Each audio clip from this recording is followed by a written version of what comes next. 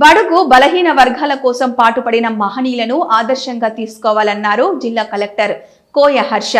బాబు జగజీవన్ రామ్ 118వ జయంతి పురస్కరించుకొని జిల్లా కేంద్రంలో బస్టాండ్ వద్ద ఉన్న విగ్రహానికి పూలమాల వేసి నివాళులర్పించారు. వారితో పాటు మాల మాదిగ సంఘాల నాయకులు నివాళులు అర్పించారు. ఈ సందర్భంగా జిల్లా కలెక్టర్ మాట్లాడుతూ బాబు జగజీవన్ రామ్ దేశానికి ఎన్నో సేవలు చేశాడని కొనియాడారు. బడుగు బలహీన వర్గాలకు ఎంతో కృషి చేశాడని, అలాంటి వారిని ఆదర్శంగా తీసుకోవాలని కోరారు జిల్లా కలెక్టర్. ఈ కార్యక్రమంలో చెన్నూరు ఎమ్మెల్యే జి వివేక్ వెంకటస్వామి పాల్గొని నివాళులర్పించారు. జిల్లా అధికారులు, కుల సంఘాల నాయకులు పాల్గొన్నారు. ఈరోజు జగజీవన్ రామ్ గారి 118వ జయంతి నాడు అందరు దళితులు జగజీవన్ రామ్ గారి కూడా వారి సేవలు ఏదైతే దళితులకు ఈ దేశానికి చేస్తారో దాన్ని గుర్తించుకోవాలి. వారు ఈ దేశంలో అగ్రికల్చరల్ మినిస్టర్గా ఉన్నప్పుడు ఈ దేశానిలో ఫ్యామిన్ వచ్చినప్పుడు చాలా మంచిగా పనిచేసిన వ్యక్తి బాబు జగజీవన్ రామ్. అప్పుడు ప్రధానమంత్రి ఇందిరాగాంధీ గారు కూడా మెచ్చుకున్నారు.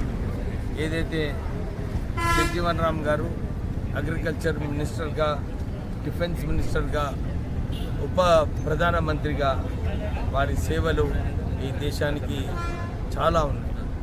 అందరూ కూడా వారి ఆశయాలను కొనసాగించాలి.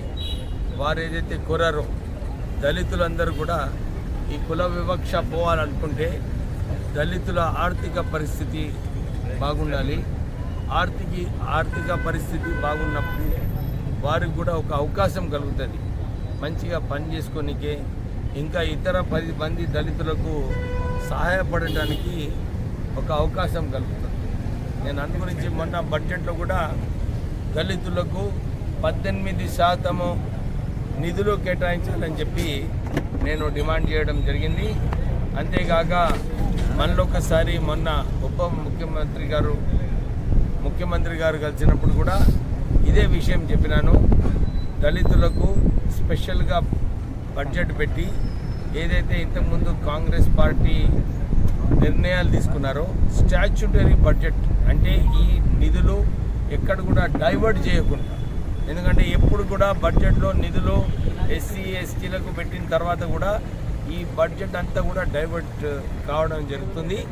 కాంగ్రెస్ పార్టీ ఏదైతే నిర్ణయం తీసుకుందో లేదు, కేవలము ఎస్సీలకే ఈ నిధులన్నీ కూడా ఖర్చు పెట్టాలి. టీఆర్ఎస్ హయాంలో చూసినాము, దళితులకు చాలా అన్యాయం చేసి దళితులకు ఏదైతే బడ్జెట్ కేటాయించాలో అప్పుడు ఆ ఉద్యమం రోజులలో కేసీఆర్ చెప్పినాడు 50,000 కోట్ల రూపాయలు దళితులకు కేటాయిస్తా నేను ముఖ్యమంత్రి కానీ అని చెప్పి ఆ రోజులలో ఆయన ముఖ్యమంత్రి కావడం జరిగింది. కానీ ముఖ్యమంత్రి అయితేనే దళితుల బడ్జెట్ గురించి మర్చిపోయినాడు, దళితులకు మేలు చేయాలని చెప్పి మర్చిపోయినాడు. అప్పుడు కూడా దళిత బంధు అని చెప్పి స్టార్ట్ చేసి కేవలం హుజూరాబాద్ ఎలక్షన్ కోసమే కొందరికి ఈ నిధులు రావడం జరిగింది. దాని తర్వాత ఆయన బడ్జెట్ ఏమి కేటాయించలేదు. మేము ఇదే కోరుతున్నాము, దళితులకు ఒక అవకాశం రాష్ట్ర ప్రభుత్వము బడ్జెట్లో సరైన నిధులు కేటాయించి వారు మేలు చూసుకోవాలి. 118 years back there's a great man who born on this day అన్నమాట. బాబు జగజీవన్ రామ్ ఈరోజు జన్మించారు. ఆయన కెరియర్ ఆల్మోస్ట్ ఒక 70, 80, 90 ఇయర్ కెరియర్లో ఆల్మోస్ట్ అన్నీ కవర్ చేశారు.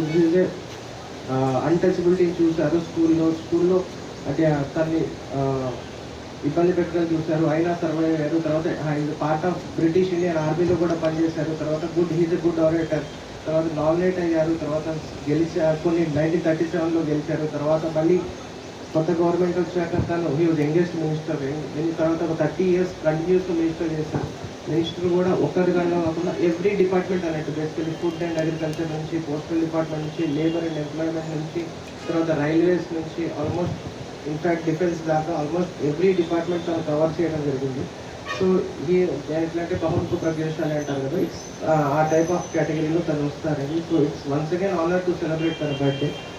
అండ్ తన గురించి చాలా చెప్తున్నా. ఒక చిన్న ఇన్సిడెంట్ ఎట్లా అంటే ఆయన ఈజ్ ఎ గుడ్ ఓరేటర్. ఎంత గుడ్ ఓరేటర్ అంటే 1975లో గవర్నమెంట్ తర్వాత వచ్చి ఆయన పబ్లిక్ మీటింగ్ కాల్ చేశారన్నమాట. అప్పుడు గవర్నమెంట్కి ఆ మీటింగ్కి ఎక్కువ మంది పబ్లిక్ వస్తారు అన్నట్టు ఆ పబ్లిక్ అటెన్షన్ కానీ టీవీలో ఆయన స్పీచ్ పబ్లిష్ అవ్వకుండా ఉండడానికి కానీ లేకపోతే స్పీచ్ డిస్ప్లే అవ్వకుండా ఉండడానికి అదే టైంలో దూరదర్శన్ వాళ్ళు ఆ టైంలో 1970s బాబీ అనే మూవీ చాలా ఫేమస్ అనమాట. ఆ టైంలో సేమ్ ఆయన స్పీచ్ ఎప్పుడు మొదలైందో ఆ బాబీ మూవీ కూడా దూరదర్శన్లో ప్రసారం చేయడం జరిగింది అనమాట. సో దట్ గవర్నమెంట్ ఏమనుకుందంటే గవర్నమెంట్ కానీ అప్పుడున్న పీపుల్ ఏమనుకున్నారంటే అట్లీస్ట్ ఆయన స్పీచ్కి అంత వైరాలిటీ రాదు, ఆయన స్పీచ్ పబ్లిక్లో వెళ్ళలేదని.